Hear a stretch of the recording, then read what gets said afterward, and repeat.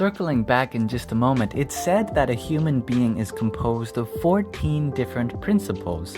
5 jnanendriyas, which are the faculties of knowledge that you know as the senses, 5 karmendriyas, which are the faculties of action, and 4 antahkaranas, which are inner faculties such as the mind. All of these faculties and one more can be considered as the combination of all of these types of matter and energy. When we take the Cartesian product between the 5 elements of matter and the 3 qualities of energy, we find almost exactly the 5 jnanendriyas, the 4 plus 1 antahkaranas, and the 5 karmendriyas. As you already know, the jnanendriyas, the faculties of knowledge, correspond to shrotra, sound, tvak, touch, chakshu, sight, rasana, taste, and grana, smell. What you probably don't know are the other 5 organs of action, the karmendriyas, which corresponds to vak, speech, upashta, procreation, pani, alteration, payu, elimination, and pada, locomotion. The jnanendriyas are essentially what we receive from the outside world.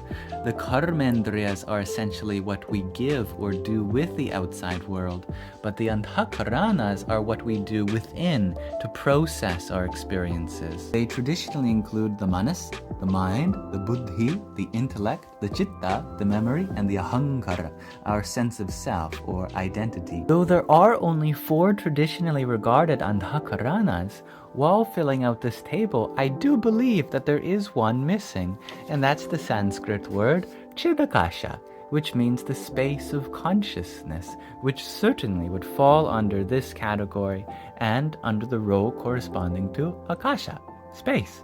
It's there in the name, chidakasha, meaning space of consciousness. This table is fascinating for a variety of reasons, but we can go row by row seeing the correspondences in the elements. For example, it seems obvious that sound is correlated with speech, that our mind gets so caught up in procreation, which of course would not exist without the sensation of feeling or touch, that our beliefs shaped by the intellect is highly associated with sight, that's why they say seeing is believing, or how taste corresponds to memory. Think of that scene in Ratatouille, or how after you eat something you're going to have to excrete it, which is indeed what this word also means.